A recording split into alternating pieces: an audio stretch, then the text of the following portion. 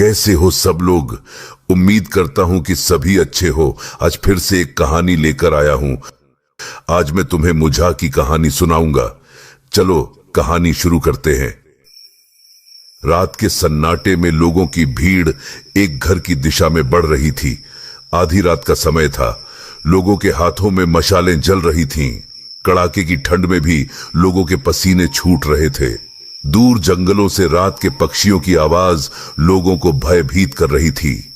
आखिरकार वो लोग गांव के एक घर पर रुक गए। जलती हुई मशालों से अंधेरा दूर हो गया और पीली रोशनी ने पूरे इलाके को घेर लिया। गेरुए रंग के दरवाजे बंद थे, लेकिन खिड़की से दिए की रोशनी दिखाई दे रही थी, जिससे आसानी से पता चल रहा था कि घर के अंदर कोई है। तभी लोग दरवाजा खटखटाते हुए बोले, अरे रामा शास्त्री पंत, दरवाजा खोलिए, गांव में अजीब दुविधा आ गई है। घर के अंदर हलचल महसूस हुई। दरवाजा खुला और अब भीड़ के सामने एक व्यक्ति खड़ा था, जिसका नाम रामा शास्त्री पंत था। करीब 70 से 75 साल उम्र, लेकिन उनकी चाल अभी भी सधी हुई थी। चेहरे पर तेज चमक, हवा में उड़ती सफेद दाढ़ी के बाल, गले में रुद्राक्ष की माला, माथे पर चंदन, मशाल की पीली रोशनी में उनका चमकीला चेहरा सबको दिख रहा था।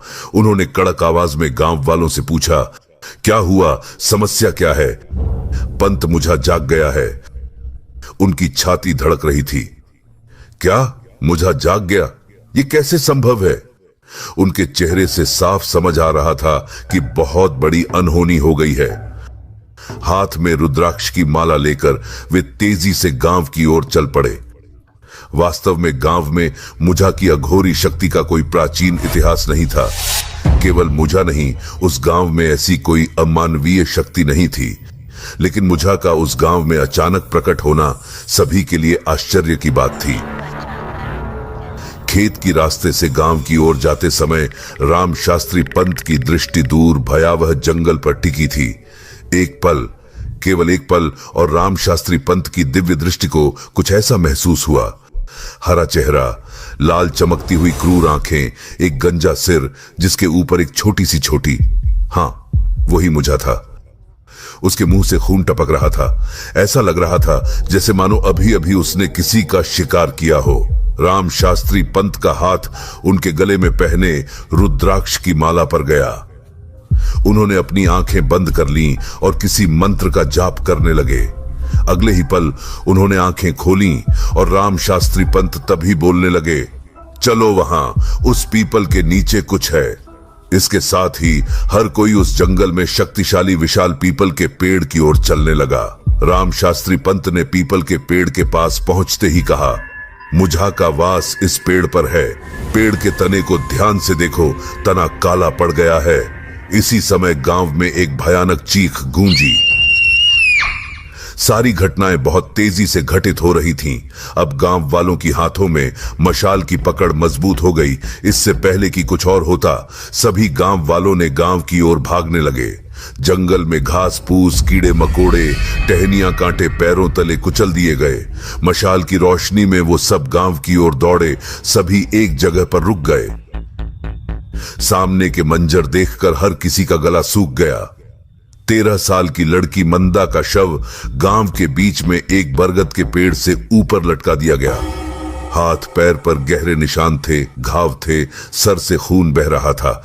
जबकि रस्सी का दूसरा सिरा गांव की 14 साल की आनंदी नाम की लड़की के हाथ में था। उसके चेहरे पर असाधारण उत्तेजना झलक रही थी। उसके बिखरे हुए बाल हवा में उड़ रहे थे। उसकी लाल आंखें आग से जल रही थीं।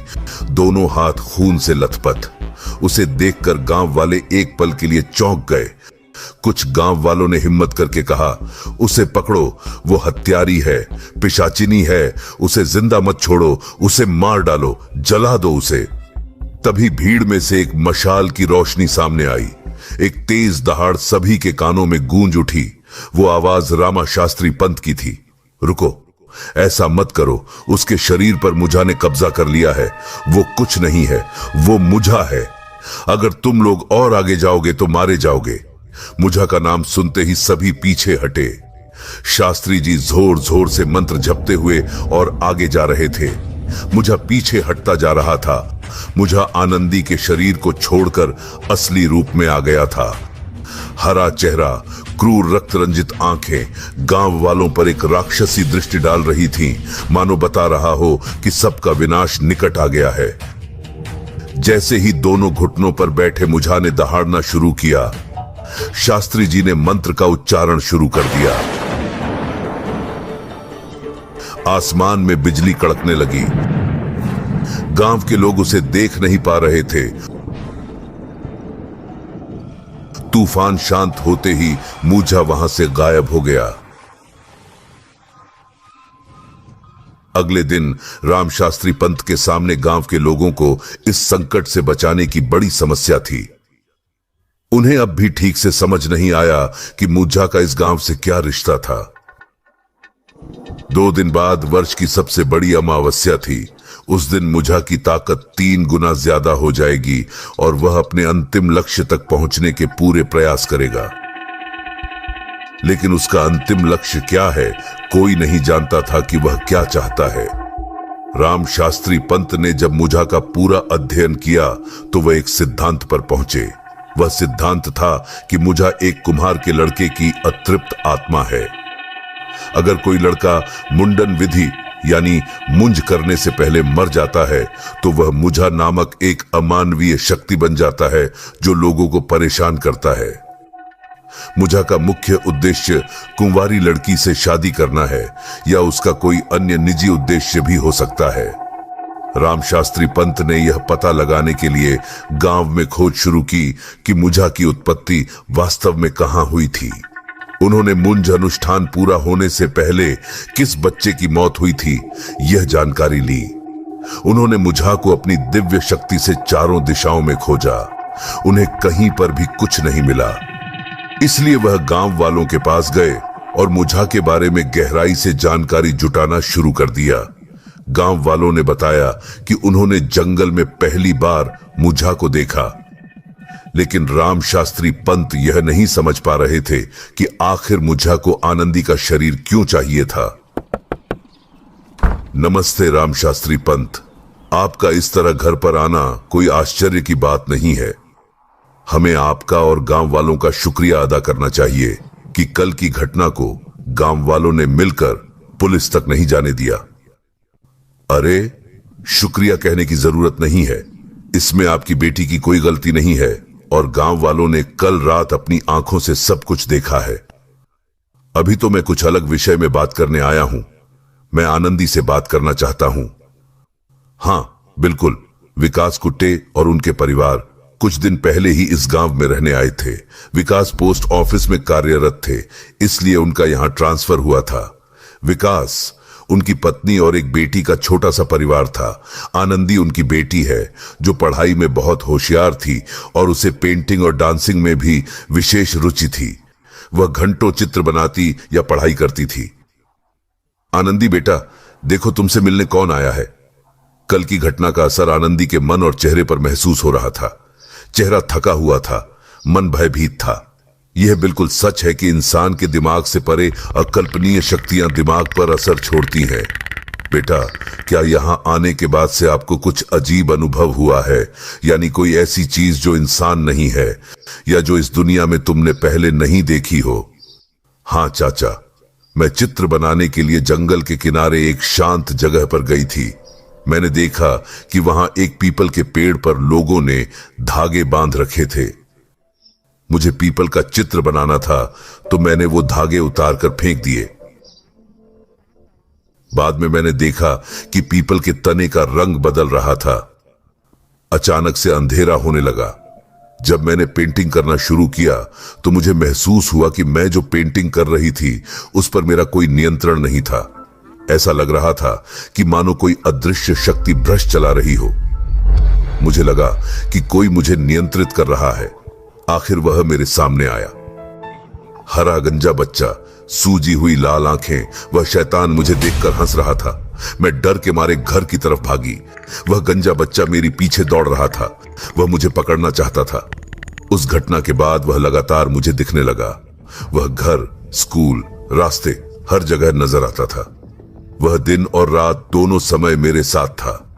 कल रात में जब मैं चित्र बना रही थी, फिर अचानक मुझे वैसा ही महसूस हुआ जैसे उस शाम को जंगल में हुआ था।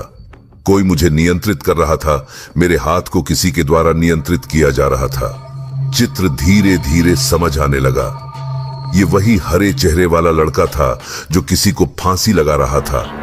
मुझे उस पल डरना चाहिए था, लेकिन मेरे मन में कुछ अलग ही भावनाएं जगी।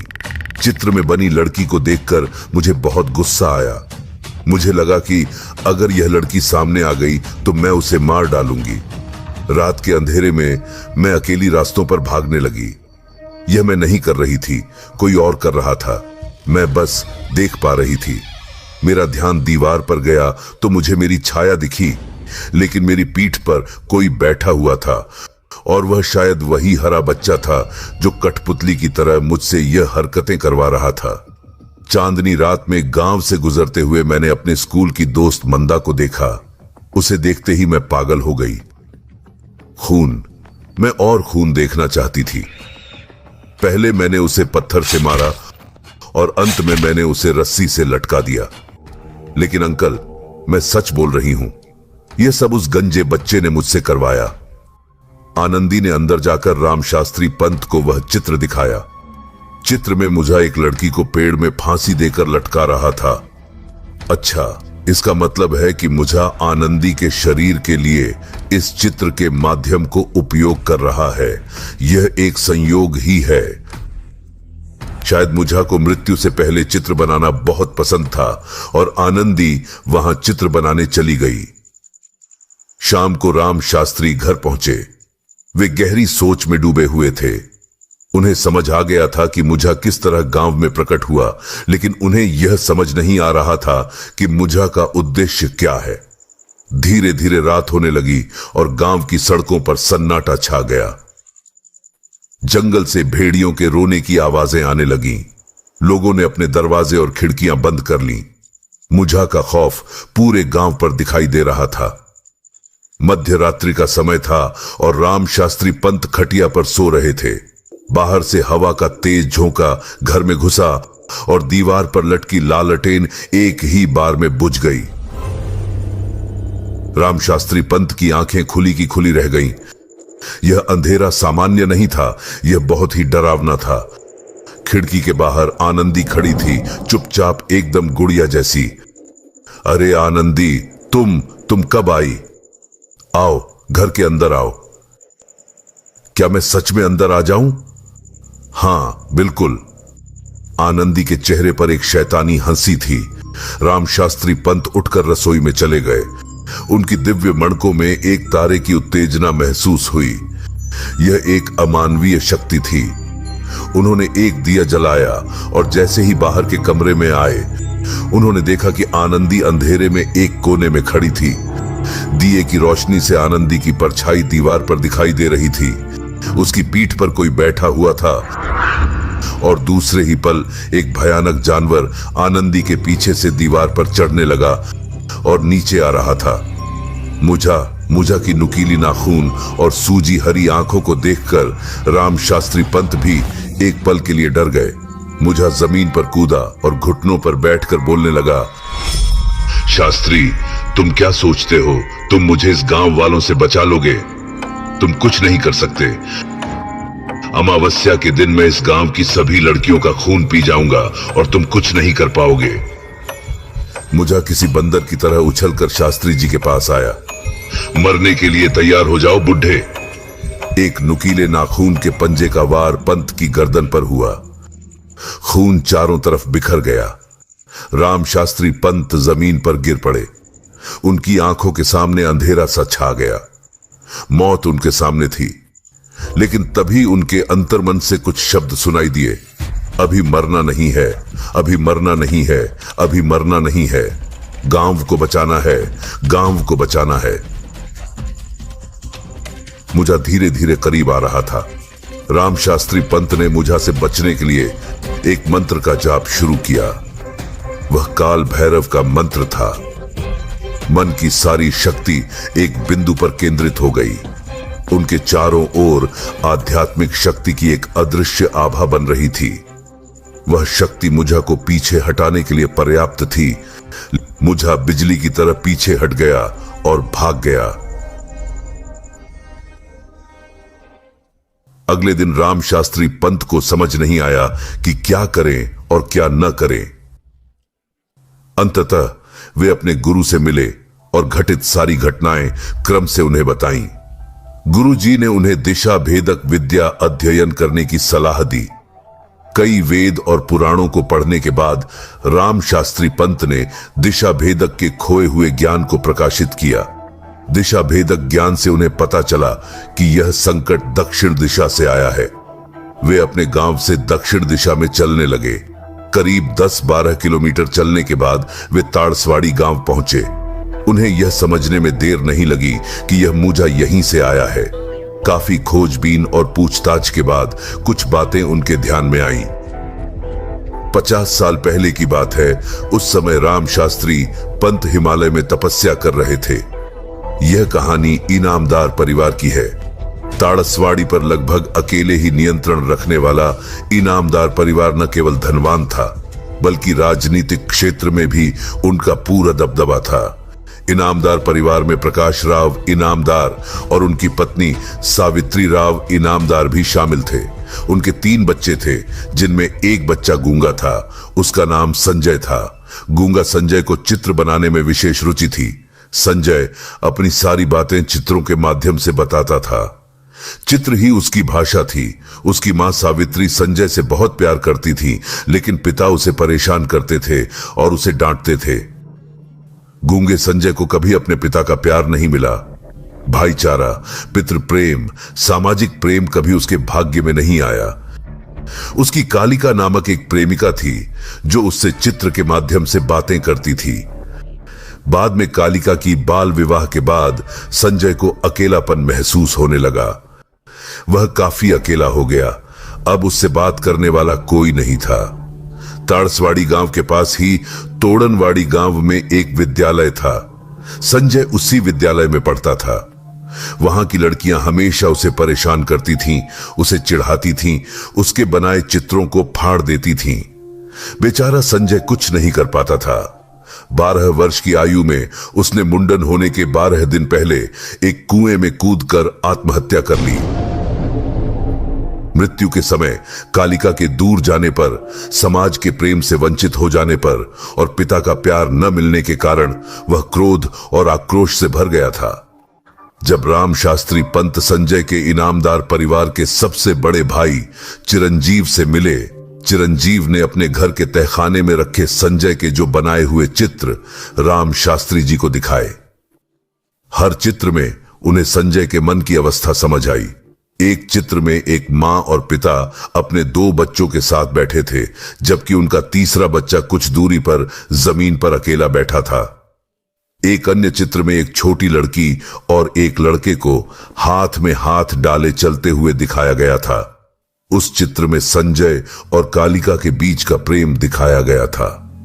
तीसरे चित्र में आकाश में उड़ते हुए पक्षियों का झुंड और दूर उड़ता हुआ एक अकेला पक्षी बनाया गया था, जो कि संजय का अकेलापन दिखा रहा था।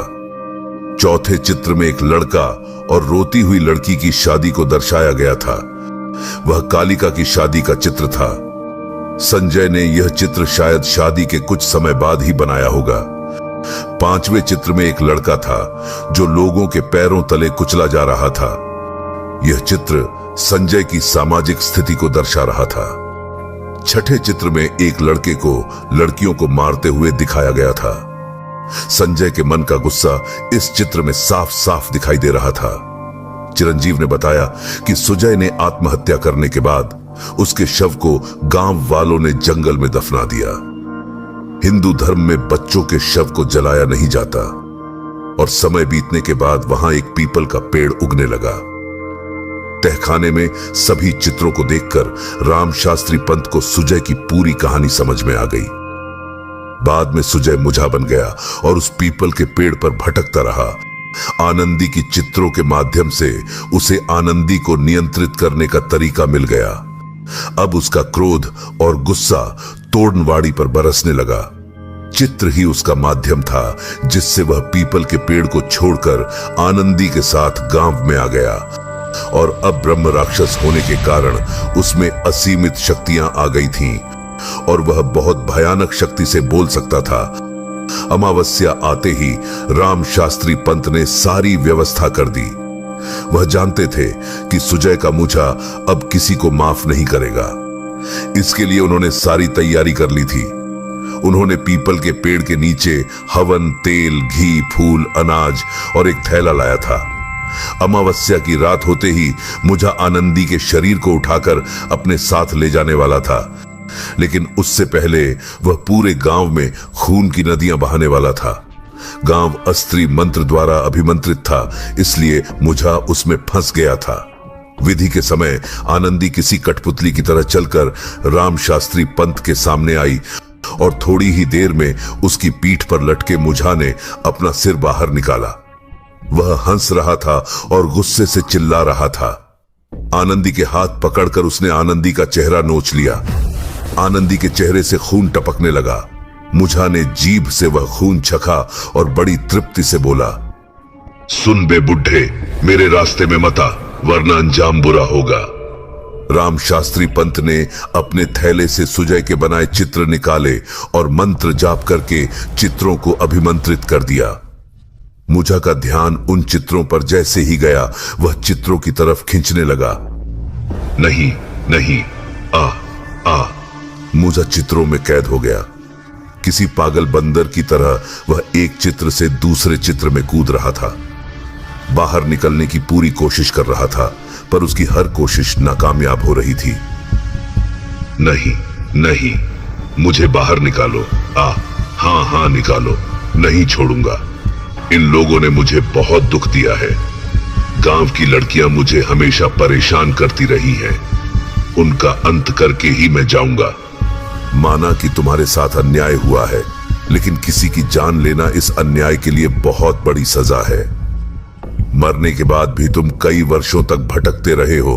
अब आराम करने का समय आ गया है बच्चे। डर मत, मैं तुम्हारे साथ हूं। अब तुम्हें आजाद करने का समय आ गया है। जीवन में तुम्हारे साथ अन्याय हुआ है, लेकिन मृत्यु के बाद तुम्हें मुक्ति मिलेगी। इतना कहकर राम शास्त्री पंत ने चित्र को पवित्र अग्नि में डाल दिया। धीरे धीरे कागज जलने लगे और चित्रों में कैद मुझा की आत्मा अग्नि की पवित्र धुएं के साथ आसमान में विलुप्त हो गई। मुझा मुक्त हो गया था। शायद राम शास्त्री पंत के हृदय में सुजय के लिए करुणा जागी। एक बच्चा जो जीवन भर प्यार के लिए तरसा, उसे उन्होंने अपने प्यार भरे शब्दों से विश्वास दिलाया और बिना किसी हानि या कष्ट के उसे मुक्त कर दिया। आज की कहानी यहीं समाप्त होती है। अगर कहानी अच्छी लगी हो तो एक लाइक जरूर करें और ऐसी ही और कहानियां सुनने के लिए सब्सक्राइब करें। एक कमेंट भी करके बताएं। धन्यवाद। खुश रहें, सुरक्षित रहें।